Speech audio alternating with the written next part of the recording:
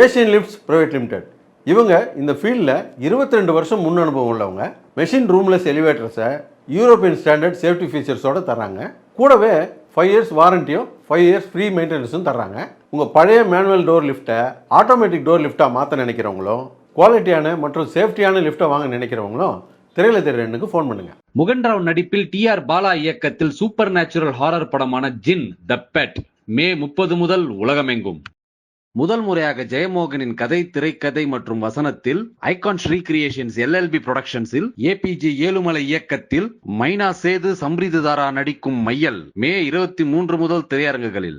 சண்முக பாண்டியன், விஜயகாந்த் நடிப்பில் இசைஞானி இளையராஜா இசையில் அன்பு இயக்கும் படைத்தலைவன் மே 23 முதல் உலகமெங்கும். இன்னைக்கு நம்ம திரைவிமர்சன நிகழ்ச்சியில் இயக்குனர் பிரேமானந்த் இயக்கத்தில் வெளியே வந்திருக்கிற DD நெக்ஸ்ட் லெவல் படத்தை பற்றி பார்க்க போகிறோம். இந்த படத்துடைய கதையை பற்றி பார்த்தோம்னா, இது ஒரு பேய் படம்.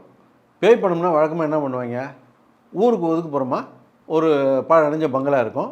அங்கே தேவை இருக்கோ தேவையில்லையோ ஒரு 4 பேர் போவாங்க. அங்கே ஒரு பேய் இருந்துக்கிட்டு இவங்கள பாடாப்படுத்தும். அந்த பேய்க்கு ஒரு ஃப்ளாஷ்பேக் இருக்கும். அது என்ன, அதுக்கிட்டேருந்து தப்பிச்சு வந்தாங்களா இல்லையா அப்படிங்கிறது தான் கதையாக இருக்கும். இந்த கதையை நம்ம ஒரு 1,00,000 வாட்டி சொல்லியிருக்கோம். இந்த படத்து கதையும் இதே தான். ஆனால் இது அடித்து துவைச்ச கதை அப்படின்னு சொல்லிடுவாங்கன்றதுக்காக இந்த கதையில் ஒரு பாயிண்ட்டுக்கு ஒரு ஜாயிண்ட்டுன்ற மாதிரி ஒன்று சேர்த்து விட்ருக்காங்க.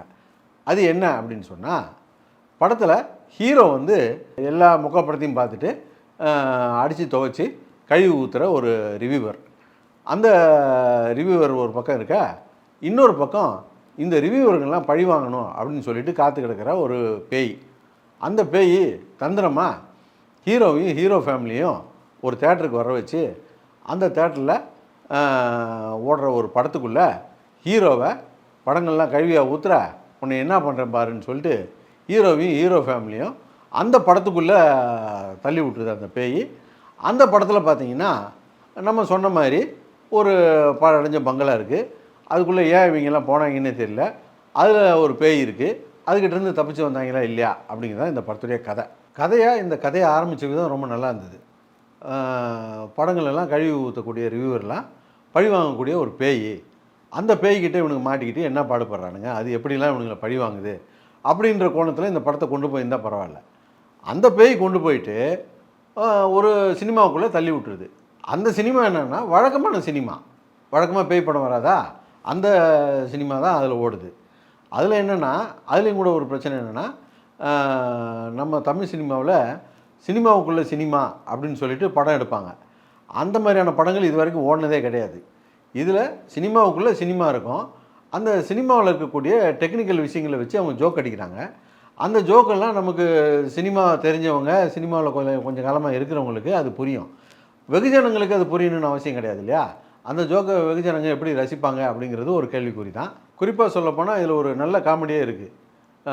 மொட்டை ராஜேந்திரன் கிளைமேக்ஸ் எல்லாம் அந்த ரோலிங் டைட்டில் போகும்போது, ஏன்பா கிரேன் ஆப்ரேட்டர் பேரெல்லாம் போட்டாங்கப்பா அப்படின்னு சொல்லுவார். அப்புறம் பாத்திரம் கழுவுற பேரெல்லாம் போட்டாங்கப்பா அப்படின்னு சொல்லுவார். அதெல்லாம் உண்மையாகவே எங்களால் ரசித்து பார்க்க முடிஞ்சுது. ஏன்னா நம்ம சினிமாவில் ஒர்க் பண்ணியிருக்கிறதுனால அது நம்மளால் புரிஞ்சிக்க முடியுது. இது எல்லாராலையும் புரிஞ்சிக்க முடியுமா அப்படிங்கிறது தான் இந்த படத்தில் இருக்க பெரிய பிரச்சனை. போன படம் DD ரிட்டர்ன்ஸ் என்ன தான் பேய் படமாக இருந்தாலும் காமெடி படமாக இருந்தாலும் அதில் லாஜிக் பார்க்கக்கூடாதுனாலும் முடிஞ்ச அளவுக்கு அதை லாஜிக்கோடு பண்ணியிருப்பாங்க. ஒவ்வொரு கேரக்டருமே முக்கியத்துவம் கொடுத்துருப்பாங்க. எல்லா கேரக்டருமே நல்லா டிசைன் பண்ணியிருப்பாங்க. கிடைக்கிற கேப்லலாம் எல்லா கேரக்டருமே ஸ்கோர் பண்ணிகிட்டு இருக்கோம். ஆனால் இந்த படத்தில் மெயின் கேரக்டர் சந்தானமே காமெடியே பண்ணலை. அந்த கேரக்டரையும் சரியாக வடிவமைக்கலை. அந்த பேய் கேரக்டராக வரக்கூடிய செல்வராகவனுடைய கேரக்டரையும் சரியாக வடிவமைக்கலை. அவருக்கு என்ன தான் நோக்கம் அப்படின்றது நமக்கு ஒன்றும் புரியல. அதே போல் மற்ற சைடில் இருக்கிற எந்த கேரக்டருமே சரியாக வடிவமைக்காதனால அவங்க என்னென்னமோ காமெடி பண்ண முயற்சி பண்ணுறாங்க. அதெல்லாம் நமக்கு சிரிப்பு தான் வர மாட்டேங்குது. மொட்டை ராஜேந்திரனும் இந்த மாறன், கிங்ஸ்லி பண்ணுற சில காமெடி நல்லா இருக்குது.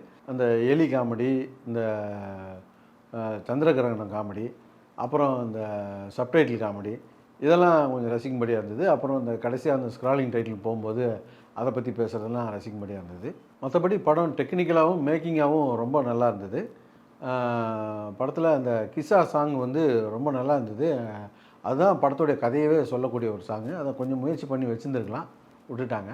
மொத்தத்தில் இந்த படம் எப்படி இருக்குது அப்படின்னு கேட்டிங்கன்னா, இது ஒரு பேய் காமெடி படம், அதுவும் சந்தானம் படம். DD ரிட்டர்ன்ஸ்க்கு அப்புறம் வருது அப்படின்னும்போது பெரிய எதிர்பார்ப்போடு தான் இந்த படத்தை போய் பார்த்தோம். படத்துடைய கதையாக கூட ஒரு வித்தியாசமான கதையை தான் தேர்ந்தெடுத்திருந்தாங்க. அதே கூட ஒரு நல்ல காமெடி படமாக கொண்டு வந்திருக்க முடியும். ஆனால் படம் முழுக்க இவங்க காமெடி பண்ண முயற்சி பண்ணாங்களே தவிர நமக்கு தான் சிரிப்பு வரல. சில சீன்களில் காமெடி ஒர்க் அவுட் ஆகியிருந்தாலும் குபீர் சிரிப்பு அப்படின்னு சொல்கிறதுக்கு எந்த இடத்துலையுமே படத்தில் ஒரு சீன் கூட இல்லை. அது ஒரு பெரிய ஏமாற்றத்தை கொடுத்துச்சு. brought to you by Padaithalaivan starring Shanmuga Pandian, Vijayakanth, Jinn the Pet starring Mugen Rao, மையல் and Asian Lifts.